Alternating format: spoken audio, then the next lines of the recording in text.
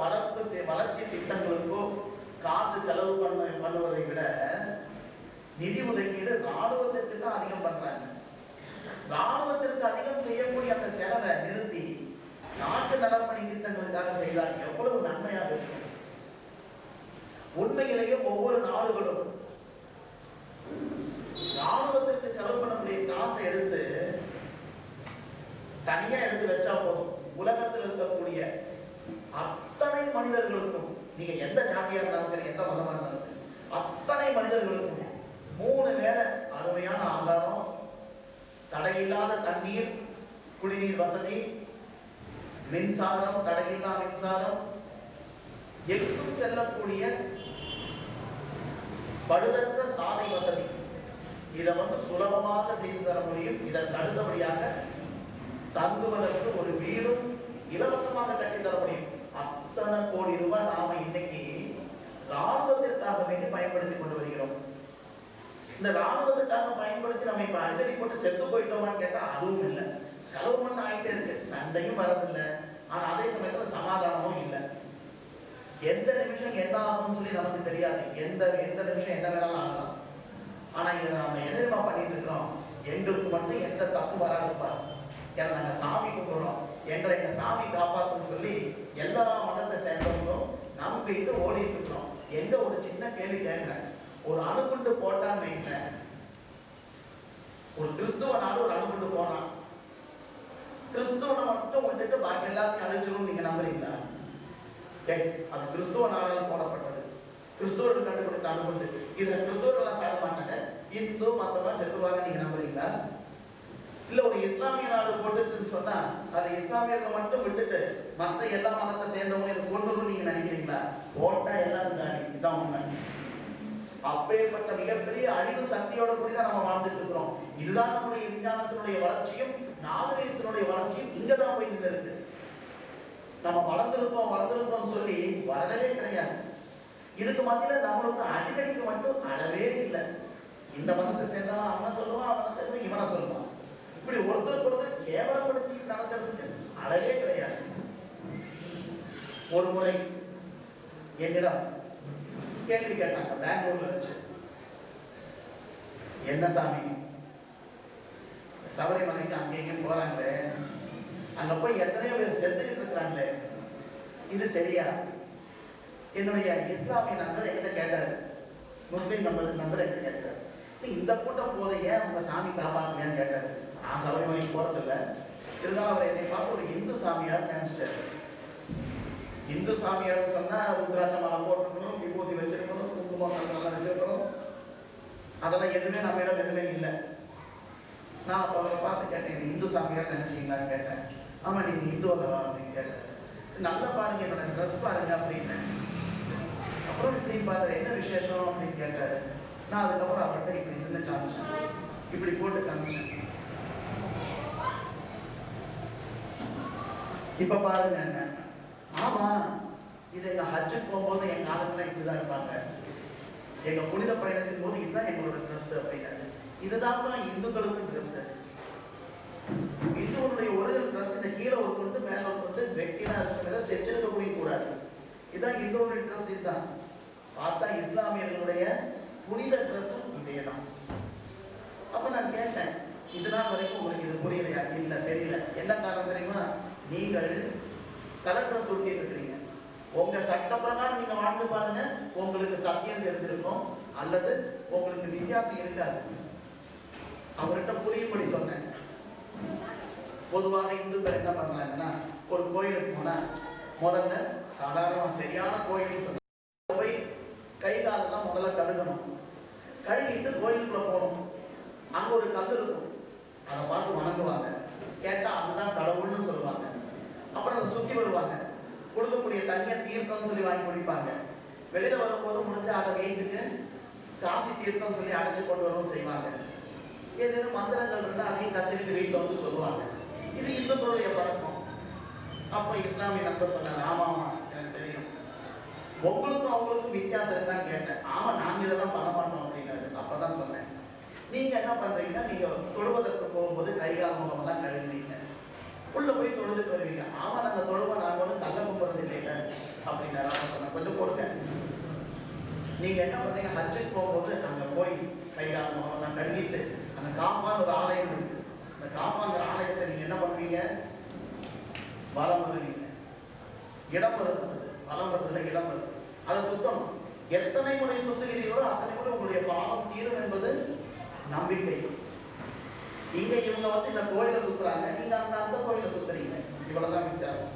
இவங்க இங்க தீர்த்தம் வாங்கி குடிக்கிறாங்க, நீங்க இந்த சம்சம் கிணறுல இருக்கக்கூடிய தண்ணியை தீர்த்தம் சொல்லி வாங்கி குடிக்கிறீங்க. இவங்க காசில இருக்கக்கூடிய தண்ணீரை புனிதம் நினைச்சு இப்ப வீட்டுக்கு கொண்டு வராங்க, நீங்க சம்சம் கிணத்துடைய தண்ணியை நீங்க புனிதம் சொல்லி கொண்டு வரீங்க.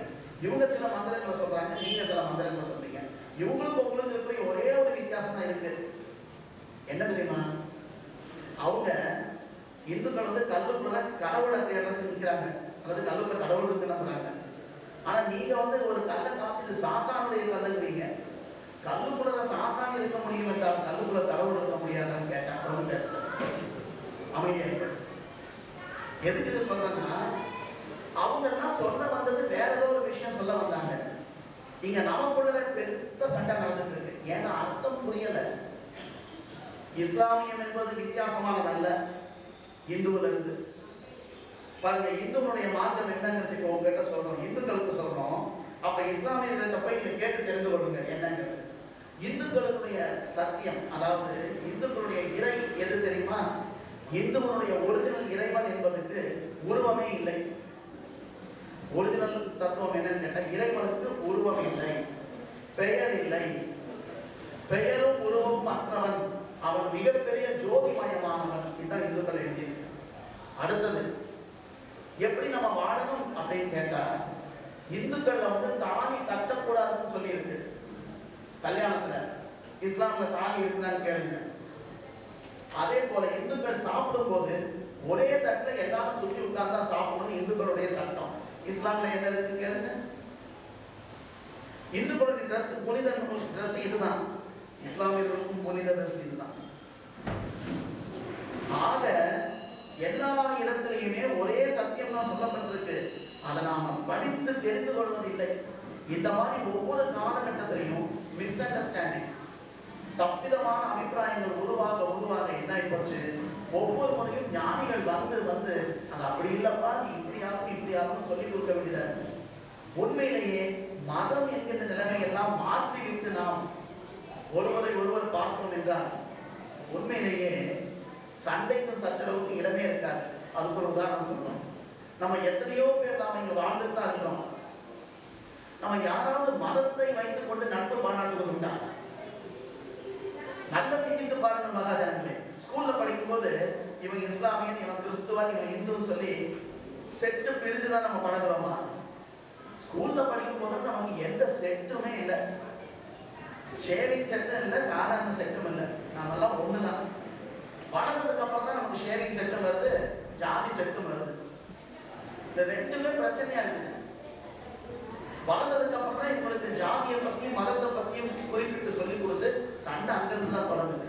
உண்மையிலேயே நம்மில் பாருங்க எத்தனையோ பேர் நட்பு உறவுகள். ஒரு இந்துவுக்கு இஸ்லாமியனும், இஸ்லாமியனுக்கு இந்துவுக்கு கிறிஸ்துவனும், கிறிஸ்துவனுக்கு இந்த ரெண்டு பேரும். பணம் கொடுக்கல் வாங்கல், உதவி, நட்பு எல்லாத்துக்குமே அழகா போயிட்டு இருக்கு உலகம். இந்தியால இந்த எல்லா மதத்தை சேர்ந்தவங்களும் அருமையா நம்ம வாழ்ந்துட்டு இருக்கோம். மதம்ங்கிற வார்த்தை கொடுத்து வெச்ச உடனே சண்டை வந்தது. அதனால சித்த சமாஜ ஸ்தாபகர் சுவாமி சிவானந்த பரமஹம்சர் அவர்கள் 1900 ஆண்டுக்கு பிறகு, அதாவது 1899க்கு பிறகு அவர் 20ஆம் நூற்றாண்டின் தொடக்கத்தில் அவர் வருகிறார். அந்த 20ஆம் நூற்றாண்டின் தொடக்கத்தில் அவர் வரும் பொழுது ஜாதி வெறி உச்சகட்டத்தில் நிற்கக்கூடிய நேரம். இன்றைக்கு நீங்க இங்க உட்கார்ந்து இருக்கக்கூடிய இத்தனை பேர் இவ்வளவு சுதந்திரமா உட்கார்ந்து இருந்தீங்கன்னா 1900 போது 1901, 2, 3 இந்த காலகட்டத்துல நம்ம எல்லாரும் இந்த இடத்துல ஒரே மாதிரி உட்கார முடியாது. ஏன் தெரியுமா? பார்த்தாலே குளிக்கணும் அப்படின்னு ஒரு சில ஜாதிகளை வச்சிருந்தாங்க. நாம அந்த தெருவுல வந்தாலே தெருவையே கழுவணும் அப்படின்னு ஒரு சில ஜாதிகளை வச்சிருந்தாங்க. அப்படி யாரையும் அந்த தெருவுக்குள்ள தாழ்த்தப்பட்ட இடம் வருவதாக இருந்தால் அங்கிருந்தே ஓட கட்டிட்டே வரணும். அப்போ ஒருத்தர் கட்டி பார்த்தாங்கன்னா யாரும் தாழ்த்தப்பட்டவன் வரான்னு தெரிஞ்சு ஜன்னல்லாம் சாத்திடுவாங்க. வீட்டு கதவு ஜனக்கேன்னு அவனை பார்த்துருந்தாரு. இப்படிப்பட்ட காலம் பார்த்தாலே தீட்டு அசிங்கம் அப்படின்னு சொல்லக்கூடிய காலத்துல சித்த சமாஜ ஸ்தாபகர் சுவாமி சிவானந்த பரமஹம்சர் அவர்கள் வந்து என்ன பண்றாரு, யாரையெல்லாம் பார்த்தா தீட்டுன்னு சொன்னானோ உயர் ஜாதிக்காரன் அவனையும், யாரெல்லாம் தாழ்ந்த ஜாதின்னு சொல்லப்பட்டதோ அவனையும் ஒரே இலையில உட்கார்ந்து சாப்பிட வச்சாரு. சிந்தித்து பாருங்கள் மகாஜனங்கள், எவ்வளவு பெரிய வேலை செஞ்சிருக்கணும்னு சொல்லி. ஜாதி மத இன மொழி நிற மாறுபாடுகளை எல்லாம் கலைந்து உச்சகட்ட வெளி இருக்கக்கூடிய காலத்துல இவர் என்ன பண்றாரு, எல்லாரையும் ஒரே இலையில உட்கார வச்சு சாப்பிட வைக்கிறாரு. சிவானந்த பரமஹம்சருக்கு மிகப்பெரிய எதிர்ப்பு ஊருக்குள்ள. யாரு? பணம் உள்ளவர்களும் ஜாதி வெறி உள்ளவர்களும் சேர்ந்து இருக்கிறாங்க. இந்த ஆளு நம்மளுடைய ஆட்களை எல்லாம் மாத்துறாரு, ஜாதி இல்ல மதம் இல்லைன்னு சொல்லி மனிதாபிமானங்கிற பேர்ல நம்முடைய பரம்பரையாக வரக்கூடிய எல்லா சட்ட திட்டங்களையும் அழிக்கிறார்.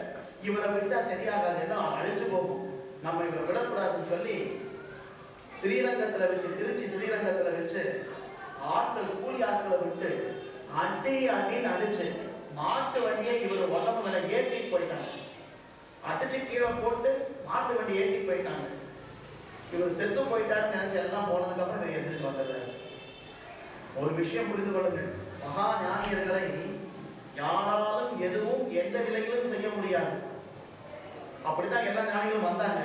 பார்த்தா அந்த நேரத்துக்கு அப்படி ஆனதாக காமிச்சு போயிடுவாங்க. உதாரணத்துக்கு ஏசு பெருமான், ஏசு பெருமான சிலுவையில் அரைஞ்சிட்டாங்களே அப்படின்னா சும்மா போய் அவரை எல்லாம் எந்த பொருளாலையும் ஒன்றும் பண்ணவே முடியாது. ஏசு பெருமான் தன்னுடைய சீடர்களுக்கு உபதேசத்தை கொடுத்து என்ன சொல்றாரு, மரணம் ஏற்படக்கூடிய மரணத்திற்கு ஏதுவான எந்த விதமான ஒரு விஷயமும் உங்களை ஒன்றும் செய்யாது, நீங்கள் சென்று நம்முடைய சுவிசேஷத்தை பரப்புங்கள். அதாவது உங்களை யாராலையும் கொல்ல முடியாது, போங்க. அதை அவர் செய்து காண்பித்தார். ஆனால் கடைசி நேரத்தில் சிலுவையில் அறையப்படுவதாக காண்பிக்கப்பட்டதெல்லாம் அப்படி இருந்து வெளியில போறது ஒரு வேலை, மேஜிக். அவங்க அப்படி சொன்னாலும் அவங்க விடுவோம், இல்லைன்னு நம்ம அவங்க விடமாட்டோம். சாமி எங்க கூடவே இல்லைங்க. நம்மளை சேர்ந்தவங்க யாராவது சாகிறதுனாலே நம்மளால ஒத்துக்க முடியல. மகா ஞானிகள் நம்ம இந்த குடும்பம் நம்ம குரூப் விட்டுருவோம், நம்ம விடமாட்டோம். அதனால எதையாவது செஞ்சு முடிவு வரணும்னு சொல்லி செஞ்சு காமிட்டு போவாங்க. உண்மையிலேயே அவர்களை எல்லாம் கொல்லக்கூடிய முடியாது. அப்பேற்பட்ட மாபெரும் ஞானிகள் இந்த உலகத்துல வந்து ஒவ்வொரு காலகட்டத்திலையும் சொன்னதை போல சுவாமி சிவானந்த பரமஹம்சர் அவர்கள் இந்த சத்தியத்தை இந்த உலகிற்கு 1900 எடுத்து சொன்னார். அவர் என்னதான் சொன்னார்? ஏன்னா நிறைய பேர் எங்கிட்ட கேட்கலாம், எங்களிடம் கேட்பது கேட்பா, இந்த நாட்டுல இந்த உலகத்துல இல்லாத ஜாதியா மதமா ஞானியா இல்ல வேதமா என்ன இத்தனை இருக்குது, நீங்க என்ன இப்ப புதுசா சொல்ல போறீங்க? நம்ம நாட்டுல இல்லாத வேதங்களும் ஞானிகளும் மதங்களும் இப்ப புதுசா நீங்க வந்து சொல்ல போறீங்க அப்படின்னு கேட்டாங்க.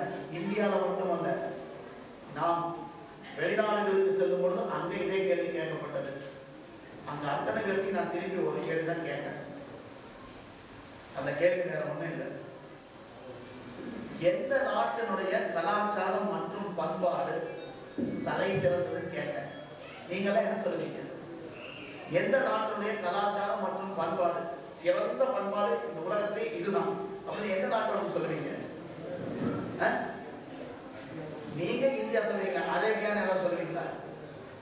அமெரிக்கான்னு சொல்லுவீங்களா? ஆஸ்திரேலியான்னு சொல்லுவீங்களா? ஸ்பெயின், ஏன் சிலோன் ஏதாவது சொல்லுவீங்களா? எல்லாரும் அவரும் நீங்க மட்டும் இல்ல, அந்தந்த நாட்டுக்கு போய் கேட்டு அவங்க எங்க நாட்டு கலாச்சாரமும் எங்க நாட்டு பண்பாடு தான் உலகத்திலே சிறந்ததுன்னு சொன்னாங்க. அப்ப அவங்க கிட்ட திருப்பி நான் கேட்டேன், கலாச்சாரம் மற்றும் பண்பாடுன்னு சொன்னா என்ன அர்த்தம் தெரியுமில்ல? பண்பாடுன்னா அட ஒருத்தரை எப்படி வரவேற்கணும், வீட்டுக்கு வந்தவங்க எப்படி நடந்துக்கணும், யார்கிட்ட எப்படி நடந்துக்கணுங்கிற முறைகள் தான் பண்பாடு. கலாச்சாரம் வந்து வழிவழியாக பாரம்பரியமாக நம்முடைய ஒழுக்க விதிகள் தான் நம்முடைய கலாச்சாரங்கள். சரி, ரைட், நல்லது.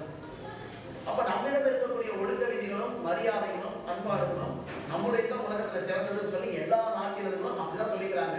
அவங்க கிட்ட திருப்பி ஒரே ஒரு கேள்வி தான் கேட்டேன். எனக்கு ஒரு கணக்கு இருக்கு, அது வேற ஒன்றும் இல்லை. எந்த நாட்டில் பெண்கள் மரியாதையாக நடத்தப்படுகிறார்களோ அந்த நாட்டுடைய கலாச்சாரம் மற்றும் பண்பாடு தான் சிறந்ததுன்னு நாங்க நினைக்கிறோம் அப்படின்னு சொல்லி திருப்பி நான் கேட்டேன். இதேதான் உங்ககிட்ட கேட்க போறேன். இப்போ உங்களுடைய நாட்டில், அதாவது நம்முடைய நாட்டில் பெண்களை மரியாதையாகவும் மேன்மையாகவும் நடத்துகிறோமா அல்லது நடத்தப்படுகிறார்களா? நடத்துகிறார்கள் நிச்சயமாக. அப்படி சொல்லி கை தூக்கி பார்க்கலாம். ஓ கொஞ்சம் இப்படி இப்படி நல்ல இப்பதான் கை வருது. சரி என்றால் எந்த நாட்டில் பெண்களை இழிவு செய்யாமல் மரியாதையாக நடத்துகிறார்களோ அந்த நாட்டில் விபச்சாரம், விவாகரத்து மற்றும் சின்ன குழந்தைங்களை ஒரு 10 பேர் சேர்ந்து கற்பழிச்சு ரயில் ரோட்ல தூக்கி போடுற சம்பவங்கள் நடத்தக்கூடாது. இப்ப சொல்லுங்க, உங்க நாட்டில் அப்படி நடக்கிறது இல்லையா?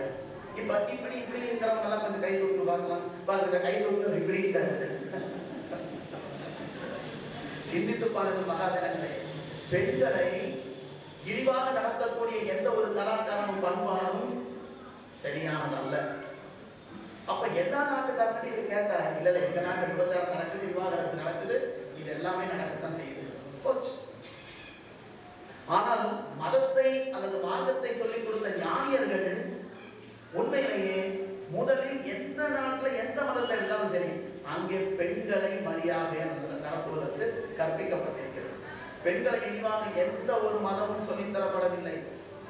வேணா சில பேர் வேணா நினைக்கலாம், எங்க மதத்துல பெண்களுக்கு அடக்குமுறை இருக்கு. பெண்கள் அடக்குறது அல்லது, பெண்கள் அடக்காம உங்களுக்கு எல்லா சுத்தமும் கொடுக்குறோம்னு சொல்லி கொடுத்தா உங்களுடைய வீரத்துக்கு முன்னாடி ஆண்கள் நிற்க முடியாது. அதனால கொஞ்சம் நீங்க அட்ஜஸ்ட் பண்ணிருங்கன்னு சொல்றதா. பெண் கையில மட்டும் ஆட்சியோ அதிகாரமோ கையில கிடைச்சா என்ன நினைக்கிறீங்க? இப்ப நான் சொல்லவே வேண்டியதில்லை. அது பெண் ரொம்ப பலமானவள். ஆணுக்கு உடலில் பலம் என்றால் பெண்ணுக்கு மனதில் பலம். மனதில் பலமுடைய பெண்களிடம் கொஞ்சம் அடக்கம் இல்லாமல் போய்விட்டது என்றால் உலகம் தாங்காது. அதைத்தான் சிவானந்த பரமஹம்சரும் சொல்கிறார்கள், பெண்கள் திருந்தினால் உலகம் திருந்தது என்று. அதனுடைய விஷயம் வேற இல்லை. பெண் தான் வாழ்வினுடைய ஆதாரம், பெண் தான் உலகத்தினுடைய அச்சாணி, பெண் தான் சத்தியம், நியாயம், மரியாதை, ஒழுக்கம், ஒற்றுமை, சகோதர சிநேகம், ஆராய்ச்சி என்று சொல்லக்கூடிய நற்பண்புகளுடைய விலை நிலைமை பெண் தான்.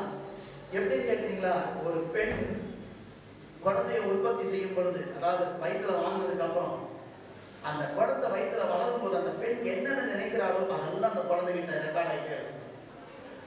அடுத்தது அப்ப நீங்க பார்க்குற சினிமா, டிராமா எல்லாம் சண்டை, வம்பு எல்லாம் அந்த குழந்தைக்கு ரெக்கார்ட் ஆகும். அதுக்கப்புறம் நீங்க என்ன நினைச்சு பால் கொடுக்கிறீங்களோ அதெல்லாம் அந்த குழந்தைக்கு வரும். பெண்கள் இன்னைக்கு உண்மையிலேயே வெளியில போய் அடிக்கடி சண்டை போடுறது இல்லை, கற்பழிப்பது கிடையாது. பெண்கள் போய் ஆண்களை இழுத்து கொண்டு கற்பழிப்பது கிடையாது. பெண்கள் வெளியில போய் சண்டை போட்டு துப்பாக்கி எடுத்து கட்டி எடுத்து இதெல்லாம் எதுவும் பண்றது இல்லை. நீங்கள் பெண்கள் எதையெல்லாம் செய்யாமல் அடக்கி வைத்திருக்கிறீர்களோ அது அனைத்தும் இந்த பால் மூலமாக ஆணுக்கு சென்று ஆண்கள் காமிக்க ஆரம்பிச்சிட்டாங்க. இவ்வளவுதான் விஷயம். நீங்கள் உங்களிடம் அடங்கி இருக்கக்கூடிய அத்தனை சக்திகளும் ஆண்கிட்ட போய் ஆண் காண்பிக்கிறான். ஆணுக்கும் பெண்ணுக்கும் அதிக வித்தியாசம் இல்லை. ஆனா ஆண் காண்பிக்கிறது பெண் காண்பிச்சிங்கன்னு இல்லை, உலகம் தாங்காது. ஆக பெண்கள் திருந்தினான்னு சொன்னது அர்த்தம், பெண் மட்டும் இன்னமும் நல்ல ஒரு நிலையில் நெறியில் மேலும் தன்னை சிறப்பாக தன்னை மாற்றிக் கொள்வதாக இருந்தால் உலகம் இருந்தும் ஆண்கள் தானே மாறிடுவார்கள். ஆண்களை மாற்றி உலகத்தை வாழ்க்கையை மாற்றி அமைக்கக்கூடிய தன்மை பெண்ணிடம் உள்ளது. அந்த பெண்ணை பெருமையாக நடத்த வேண்டும். பெண்ணை இழிவாக நடத்தக்கூடிய எந்த ஒரு சமுதாயம் இழிவுபட்டு போகும் என்று சொல்வதற்கு காரணம் அதுதான். ஆகையான சித்த சமாஜ ஸ்தாபகர் சுவாமி சிவானந்த பரமஹம்சர் அவர்கள் பெண்ணுக்கு முன்னுரிமை அளித்து, பெண்ணை மேம்படுத்தி, பெண்ணை முதன்மைப்படுத்தி, பெண்ணுக்கு அனைத்து உரிமைகளையும் அதிகாரங்களையும் வழங்கி சமுதாயத்தை படைத்துள்ளார். நீங்கள் வந்து பாருங்கள். ஆண்களை இழிவுபடுத்தி அல்ல, ஆண்களுக்கு தேவையான அனைத்து அதிகாரங்களும் உரிமைகளும் வழங்கப்பட்டிருக்கிறது. ஆனால் அனைத்திற்கும் ஒரு அளவுகோல் உண்டு. அந்த அளவை வைத்து ஒரு வாழ்க்கை நெறிமுறையை காண்பித்து தந்துள்ளார். அதனால் சித்த சமாஜம் என்பது. அந்த சித்த சமாஜம் என்பதை 1921, 22, 23 காலகட்டத்தில் 1921, 22 காலகட்டத்தில் தொடங்கிட்டார். தொடங்கி அது வாழ்க்கையில் நடக்க ஆரம்பிச்சது. அப்படி மெல்ல மெல்ல மெல்ல எல்லா ஜாதிகளையும் ஒருங்கிணைந்து ஒன்றுபடுத்தி வெவ்வேறு பாஷை பேசுறவங்க அவங்களெல்லாம் ஒரே இடத்துல கொண்டு நிக்க வச்சுட்டாரு. இன்னைக்கு பாருங்க, இப்போ உங்க முன்னாடி நான் பேசிட்டு இருக்கிறேன். நான் என்ன ஆளு, எந்த ஊர், ஏதாவது சொல்ல முடியுமா? உங்களுக்கு என்னுடைய தாய்மொழி என்ன சொல்ல முடியுமா? என்னவாக இருக்கும்னு நினைக்கிறீங்க? நான் இந்த தென்னிந்தியாவை சேர்ந்தவனே அல்ல என்பதுதான் உண்மை. நான் இந்த தென்னிந்தியாவை சேர்ந்தவனே அல்ல, நான் வட இந்தியாவிலிருந்து இங்க வந்திருக்கிறோம். அங்கிருந்து இங்க வந்து உங்களோட தமிழ் பேசிட்டு இருக்கிறோம். சிந்தித்து பாருங்க மகாஜன. அப்ப எங்கிருந்தோ எல்லாம் வந்து இருக்கக்கூடிய நாமெல்லாம் ஒன்றாக இணைத்து அமர்ந்து ஒரு தாய் பிள்ளைகளை போல வாழ்வதற்கு உண்டான காரணம் என்ன? சித்த வித்தையை கொண்டார். அந்த சித்த வித்தை என்பதுதான் சித்த சமாஜத்தினுடைய ஆணிவேர், அச்சாணி. அதுதான் அந்த சித்த வித்தை என்கின்ற அந்த அச்சாணி, அந்த உயிர்ப்பு நிலை, மேல்நிலை, அந்த சத்தியத்தை ஒவ்வொரு ஞானியர்களும் அந்தந்த காலகட்டத்தில் அந்தந்த மனிதர்களுக்கு அந்தந்த நாட்டில் சொல்லிக் கொடுத்தார்கள். ஆனால் அவர்களுக்கு பின்னால் அது அழிந்து விட்டது. அழிந்து போன அந்த மார்க்கத்தை மீண்டும் புனர் நிர்மாணம் செய்து உயிர்ப்பித்து தந்து பாரதத்தினுடைய பழம்பெருமையான அந்த மகா வித்தையை, பிரம்ம வித்தையை, ஞான வித்தையை மையமாக வைத்து, அஸ்திவாரமாக வைத்து, அடிப்படையாக வைத்து ஸ்தாபிக்கப்பட்டதுதான் சித்த சமாஜம் என்பது. இங்க கிறிஸ்தவர்கள் யாரும் தெரியுங்களா? கை தூக்க முடியுமா? கிறிஸ்தவர்கள் யாரையும்? சரி, பரவாயில்ல, எனக்கு தெரியல. இந்த 2 கொடை மரம் கிறிஸ்துவத்துல இயேசு கிறிஸ்துவனுடைய மறைவுக்கு பின் 12 சீடர்கள்ல ஒருத்தர் இறந்து விடுவார். அதாவது அவரு வேண்டாம், நான் சமாதானம் ஆயிடுவார். 11 பேர் இருந்தவங்க மீண்டும் ஒருத்தரை வேற ஒருத்தரை தேர்ந்தெடுத்து 12 சேர்ப்பாங்க. எப்படி தெரியுமா? இன்னைக்கு வர வேண்டிய தலைவன்